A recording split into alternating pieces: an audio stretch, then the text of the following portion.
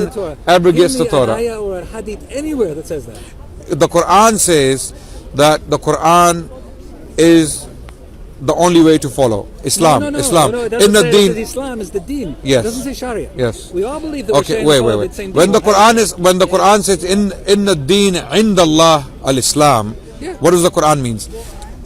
No. Verily, no. I'm going to I'm looking for a verse. I'm going to translate. I want a verse that says. Of course, I will give you the word. If you let me, if you let me come in, Rabbi. Yeah. Okay.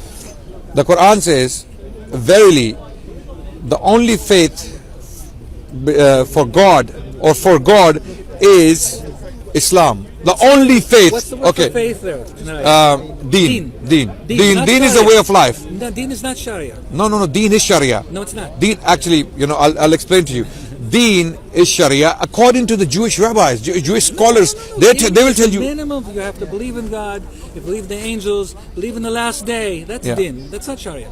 Okay, our understanding of deen, the word deen, is that it is a way of life. It is a way of life. It is not only it's not only literature. It's not only beliefs. Rather, it's actions also. Deen is actions. There is no question that mainline Judaism, mainline Islam believes that the Torah is corrupted. The only thing is, I as a historian say. No, it's based on the Quran, by the way. The Quran says. What I as a historian claim is that this began with Ibn Hazm. The claim that Torah is corrupted. Yes. Okay. Before that, but what do you do with the verse of the Quran, chapter 2, verse 79? فَوَيْلٌ لِلَّذِينَ يَكْتُبُونَ الْكِتَابَ بِأَيْدِيهِمْ ثُمَّ يَقُولُونَ هَذَا مِنْ عِنْدِ اللَّهِ لِيَشْتَرُوا بِهِ ثَمَنًا قَلِيلًا. Woe be unto those who write books with their own hands and say these books are from God. So that's referring directly to the Jewish people. How do you know? How do you know it's not referring because to when you read the when you read the context. How do you know it's not referring to Jewish people, Sadducees, heretical Sadducees who were writing apocryphal books? Okay. Those were actually books, or even the Septuagint. This is from God. They wrote it with their own hands. Okay, so when Prophet Jeremiah, you believe in him, right? In chapter 8, verse 8, when he's saying the rabbis have corrupted the books. No, he doesn't say that. Okay, read it. He talks about the scribes. Okay, scribes. Yeah, that's one of the scribes. Scribes have. There were bad and evil scribes in the northern kingdom of Israel who were trying to justify the prophet, but it has nothing to do with the Torah. Right. So when scribes are mentioned in the Old Testament, what scribes are we talking about? Scribes of history, scribes of chronicles, or scribes of scripture? All of the above. Scribes, as far as I know, scribes means people writing scripture. No. Okay. The word sofer means somebody writes. Right. That's it. So it's a general term. Jeremiah generally talking about people are corrupting history. Yeah, it was talking about people in writing scripture. Kingdom. Yeah. Right. Guy writing scripture. So Jeremiah's okay. Scribes. Right. So which scribes is he talking about? He doesn't talk about the Torah anywhere in that verse. I respect your view. I'm saying when Jeremiah is saying scribes, is he talking about any scribe, or he's talking about Israelites? He's talking about false prophets. So we're trying to say he was doing a good thing when they were just making up stuff. Right. Okay.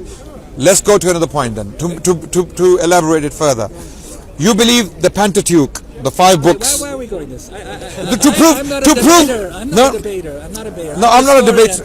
I will talk about things that are the same. I'm one of your students. You're a rabbi. I'm a student. I'm only a miskeen. In the Arabic language, a miskeen is someone really down to earth. I'm a historian. Right. I'm here to say that the Jewish people believe that there's one deen that was given to Adam and given to Noah. This din is obligatory on all mankind. All the prophets followed the same din, and that each nation was given, each ummah was given its own sharia.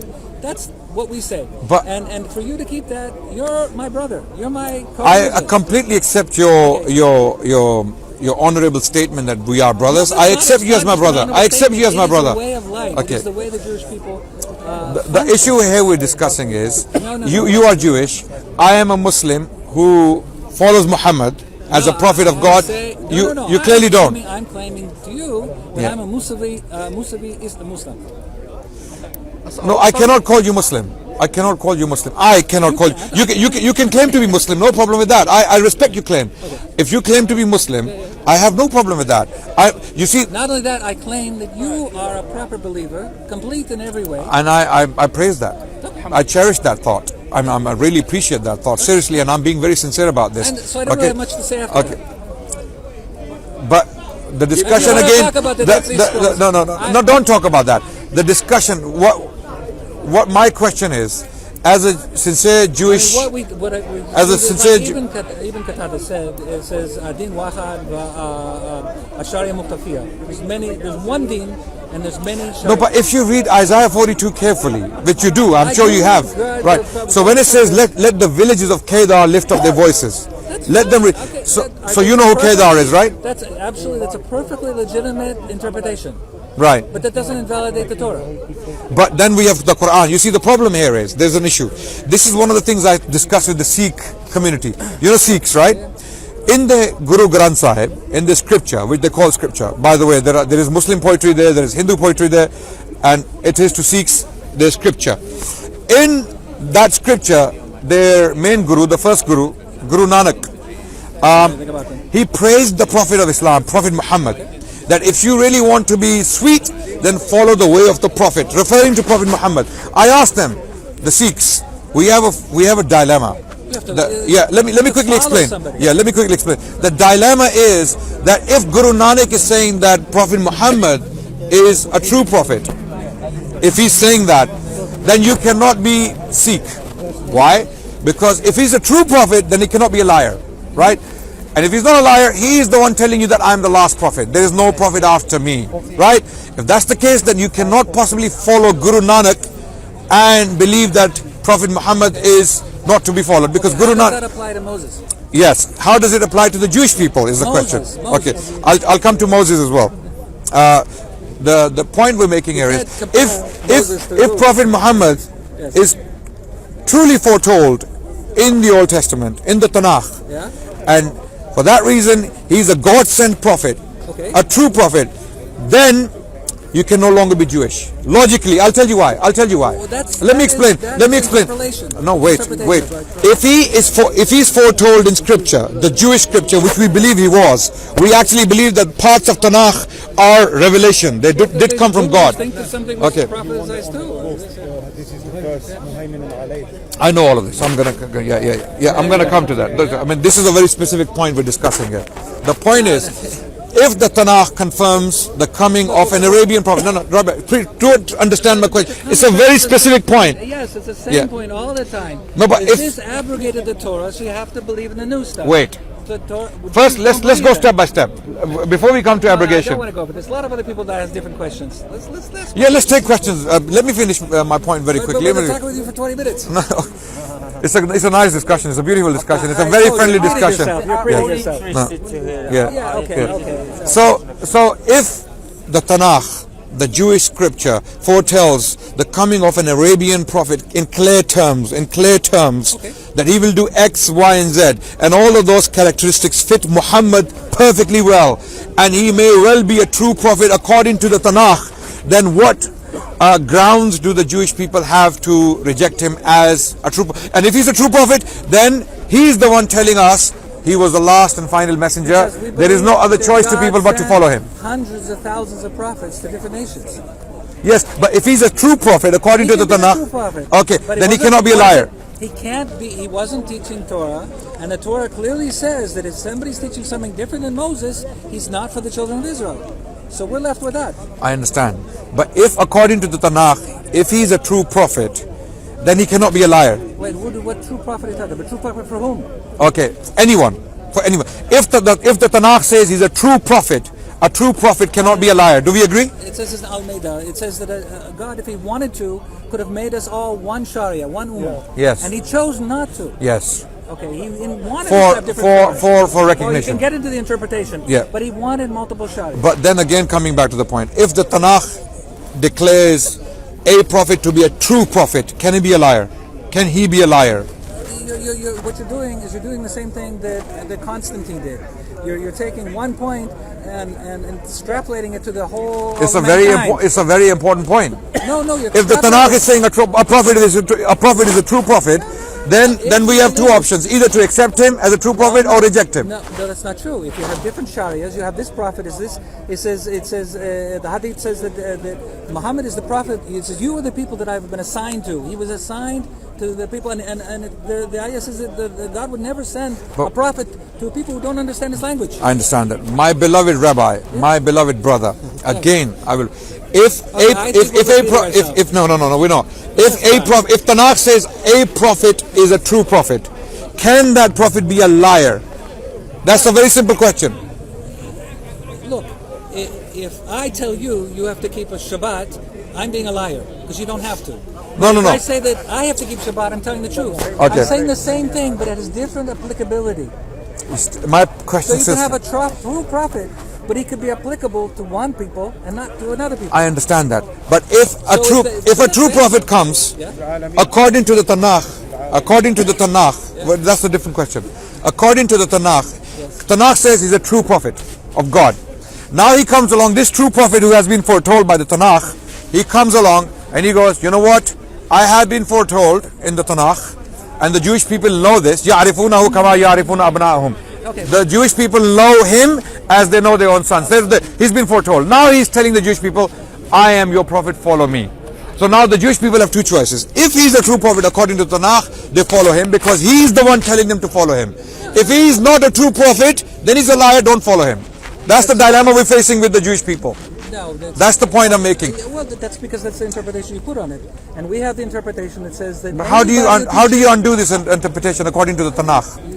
It's not according to the Tanakh. It's not according to the Tanakh. So if no, I'm saying because we have the very clear tradition that anybody who teaches something different than Moses about Shabbat, about kosher, about Yom Kippur, he is not a prophet. I got that point. I got that point. So he's not a prophet for Israel. But if the Tanakh is telling you at the same time, a prophet will come. Well, you're repeating yourself. No, I'm not repeating. You are repeating yourself. Rabbi, this is a very important point which we're missing. We're missing something. Wait. We're going back to the fundamental point we said at the beginning. I'll tell you why I'm following Muhammad. Because when I read the Quran in chapter 7, verse 157 tells me, right, that he has been foretold. Who? This man Muhammad has been foretold. Okay, يَجِدُونَهُ مَكْتُوبًا عِنْدَهُمْ فِي التَّوْرَاةِ وَالْإِنْجِيلِ. Clearly, that they find him mentioned in the Torah and in the Gospel. Okay, great. So what we do is we go into the Torah. Talk for a second here. You talk about Daniel. Daniel, the name for Daniel was Ish Hamudot. Right. The person who was a man of delights. The word Hamudot is the same root as Muhammad. He said that 470 years. I'm not talking about that, by the way. No, I'm just saying. I'm not talking about those passages. I'm talking about that. I am talking about that passage. 470 years, redemption would come. Now, 470 years after the destruction, when Hadrian plowed the Temple Mount. 132, yeah. 132. Plus, what's 132 plus 470? That's a huge difference. 622. Yeah. What happened in 622? The Hijrah. Yes. So there were many Jewish people that believed that. Right. Okay. So believe that Ish Hamudot. Many Jewish people throughout centuries have converted to Islam because they found the prophecies in the book of Isaiah and elsewhere to be very consistent with the life of Muhammad. Okay, I come to the conclusion you're repeating yourself. So let other people talk. Okay. So our points. Quite beneficial, to be honest with you. The conversation was quite beneficial. Okay, Baruch Hashem. Thank you, guys. And to just make. Remember one thing. And this is no repetition, by the way. You know, the Jewish people have the idea of covenants, of a universal deen that all mankind has to follow, and that you have to believe in God, you have to believe in reward and punishment, and do good works, and you guys are doing that, and that's just wonderful. As far as we're concerned, you guys can be as great as the high priest of the Jewish people. And we really appreciate that, and this is one of the reasons why the Jewish people and Muslims coexisted for over 1,000 years. Absolutely, and why they can continue to coexist. Absolutely, until the state of Israel was created, everything was fine. Everything was fine in the Jewish world. The Jewish people had the golden age with the Muslims. As you, I'm pretty sure you're a historian. You know what happened in Al-Andalus. There's been ups and downs throughout. Of course. There's no utopia. I'm not claiming a utopia. I'm saying there were periods of persecution, no doubt. But the overall picture of the Jewish experience in Spain was amazing. the Jewish scholars are telling us it was the golden age. For 3 centuries, at least from 950 to 1250, that was the golden age when some of the best Jewish poets. Shmuel Nagid, Yes. who was made the Judah head of the Halevi. Jewish army. Judah Halevi. Who was made head of the Islamic army. Yes. And that was what tremendously upset Ibn Hazm. Ibn Hazm he was tremendously upset that a Jew should be given permission by the Sultan to control and he wrote tremendous, very difficult things about the Jewish people. Yes. And I think we're still living You see, we have that, but on the other hand, we had a prime minister called Hasdai ibn Shaprut, right? Hasdai was the prime minister before Ibn Hazm was on the scene, right? Yeah, this was 900s. When Abdurrahman III was the caliph, and he was the most powerful monarch in Western Europe, and Hasdai was his prime minister, a Jewish prime minister. So we've had this coexistence, even in the Middle East, even in North Africa. As far as Mughal India, there were Jewish merchants there flourishing. As the state of Israel. No, it's not just the state of Israel. You don't think state of Israel changed anything? Well, the creation of the state. Look, we've lived two generations of wartime propaganda. People saying that this person's less than human, this person's less than human. Both sides are trying to blame the other. Yes. So we don't have. I mean, first of all, it's forbidden for a believer to believe the internet, for an unbeliever to give news and reports of what's going on. So what we really need are proper religious courts to investigate what's really going on, because we don't have any credible source to really. So I'm going to leave that aside to the politicians who can deal with that. But what I do know is that the idea of looking at, if you can see another Jew... Sorry, do you say when these atrocities are taking place in Israel that we need someone to go and physically have a look at what's happening? Or I believe you need God-fearing... we need God-fearing judges to collect evidence. But the initial point I was making was that things went bitter between the... I mean, when I say...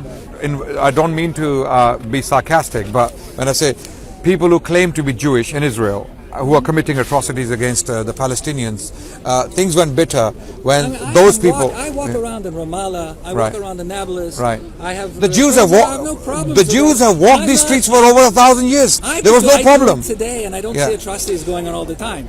Right. It is what's portrayed in the media. I'm walking around there is not accurate. And I won't. You don't think that the state of Israel is actually committing atrocities against Palestinians? You don't think so? What I said is it's not accurate. I don't have the information. I don't have the information. You say you walk them streets. Yes. Do you not see houses getting bombed? Do you not see Palestinians getting kicked out their houses? No. Do you not see? You don't see none of that? So you've never heard about Gaza being bombed from the sky and white phosphorus being dropped on... There is a resistance. Yeah. There is one group of people who feel that they are entitled to live there, and there's another group of people who feel that they're not entitled to live there, and they're fighting. And a lot of bad things happen when people fight. Of course, but do you think there is... proportionally they're equal? Do you think they're...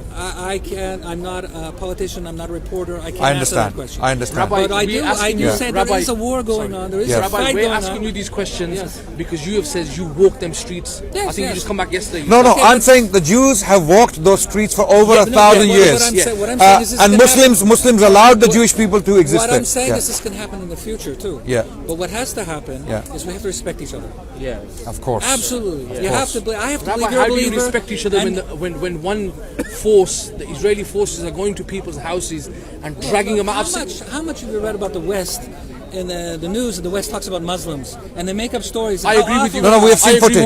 We're talking about original footage, which we can show now, where the Israeli soldiers are beating children up, and I will say. I understand. No, but he doesn't want to talk about that. No problem. We've got very limited time. Stay off. Maybe about 3 moments. About political issues. Okay. One thing I can say, he sympathizes more with us because he himself is fighting the same issue within. No, he's a perfectly nice gentleman. I mean, we've had a very nice discussion. I am very much against. I'm very much against. The reason why this issue came up, issue came up, because the point I was making was the Jewish people and the Muslims, the believers of Muhammad. That's what I mean by Muslims. People who believe in Muhammad as the last messenger, sallallahu alaihi wasallam. They have coexisted for over 1,000 years. The Jewish people were vulnerable. They were being persecuted around the world. Muslims took them into their arms and protected the Jewish people and gave them. Some of them didn't. It was up and down. Over 90% of the Jewish populations were in the Muslim lands. At this point, Yeah. I am disagreeing with you. I do say that the Didn't the core of the Palestinians- issue. I'm disagreeing that because of the state caused the whole problem. I'm saying it's because of a lack of respect. That's what I'm saying. Where did this lack of respect come from? Suddenly, after 1,000 years of coexistence, lack of respect pops into existence. There are plenty of good Palestinians. There are plenty of good Israelis, and they could get along. Yes. And I think what we just got to do is like that guy over there who's really talking fiery, and he and I should be able to get along, hug each other, and we should really build a better world. But you don't see that coexistence was disturbed by the creation of the State of Israel. I don't think it's impossible today. Okay. I think it's still possible. Right. I think it's just a matter of wanting it. Right. Wanting what? To coexist. Right. I mean, But if I come, think what's reported on the news, if I come think it's into absolutely haram to judge a person based on what you see on the internet. Okay. It's totally these are unbelievers. Okay. They have no purpose in the world other than incite worse So violence. what about these settlements that are coming up? The land that's been taken from the Palestinians. Again, he doesn't want to discuss that politics. So yeah, we understand Is there any that. reason why you don't want to discuss this? Well, what happened in the Constitution of Medina, you had one, it was called Ummah Wahida. You had Jews and Muslims sitting together. Why did it work? Because you had one judiciary. You had one system of justice. The Jews had their din, and the Muslims had their din, but both of them came to the Prophet. It was tied under one system. Agreed. And that's what we need today, and what we don't have. Between the Palestinians and the Israelis, So we don't have. So are you saying that Israeli system is failing? Are you saying? Absolutely failed. The UN's failed. The Palestinians have failed. All of them. So failed. Islamic system was better. The Ottomans Well, allowed the Jewish. I won't say that necessarily it was better, but it definitely was on the right idea to have a single system. Of Right, both sides. because the Jews and the Muslims are coexisting. There's no way to solve any problem if you can't.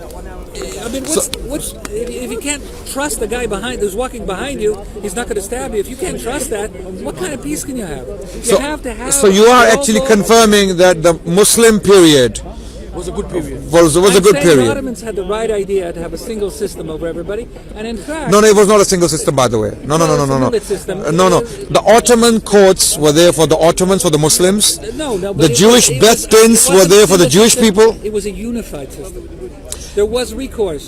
You could go to the Sultan. There was one government, but the people in Ottoman Jerusalem lived by their own laws. For example, the Muslims had their own courts, the Jews had their Beth-Dins, and the Christians had the priests to govern.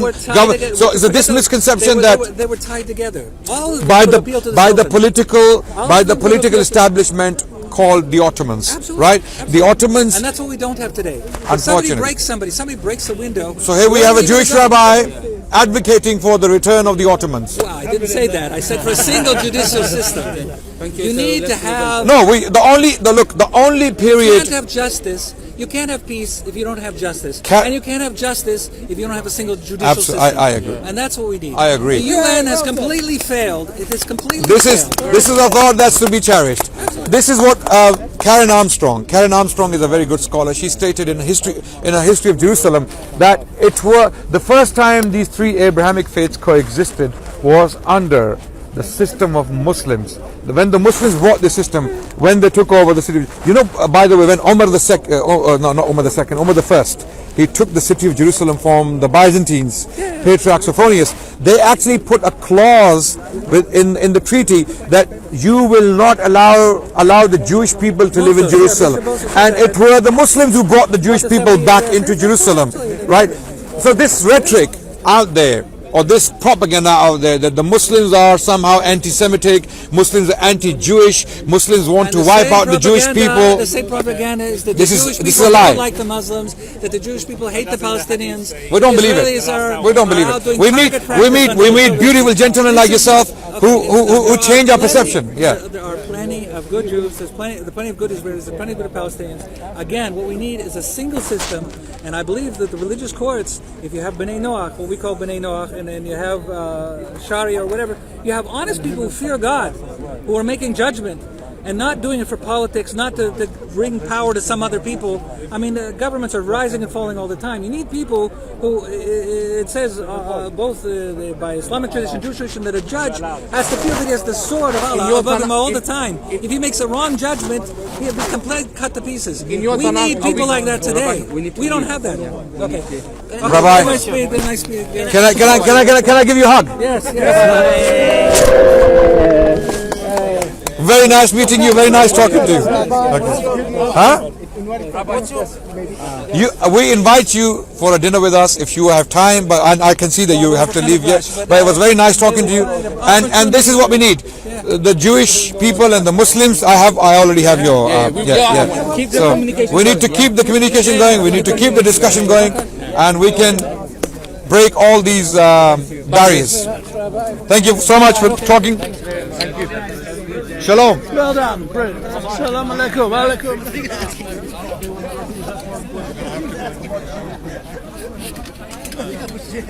Okay.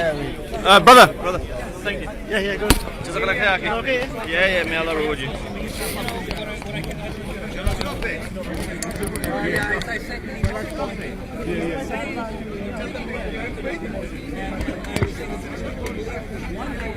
All mankind is the kingdom. Believe in God, reward and punishment. See what's going on there. Good works. We call it the Deen of Noah, the Noahide laws. And God created male and female different tribes for reasons. We know how to do it. But we should all work together. And we need to get along.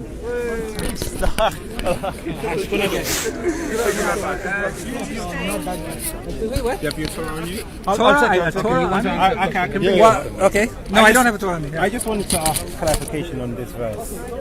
Christians are great people too. Because they keep saying to us, the subject is they keep saying to us, Trinity is being mentioned in the Old Testament. I mean, the Jewish book. As I mentioned before, prophecy is not a science. Yeah. It's very easy to read things into verses, and it's very hard to prove one is correct is not. Okay. And the Christians have a very long line of tradition, reading it a certain way, which they support from the Septuagint. So this is, as you're talking about prophecy, this is Genesis 49:10.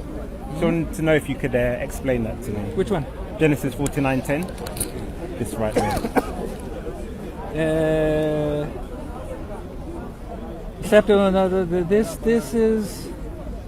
This is all in the Torah. blessing. No, this is all the blessings of Moses when he was given to the 12 tribes. Yeah. Where 10. We can start from 9 on. Yeah. 9 to 10. So when he was talking the blessing for Judah, that they would have the monarchy, that they would have the rulership. So it says. לא תסור שבט מיהודה, ממחוקק מבין רגליו, עד שיבוא שילה ולא יכה עמהם. So I just for the English speakers, it says the scepter shall not depart from Judah, nor the ruler's staff from between his feet, so that the tribute shall come to him, and the homage of the peoples be his. Yeah. So my question is, who is this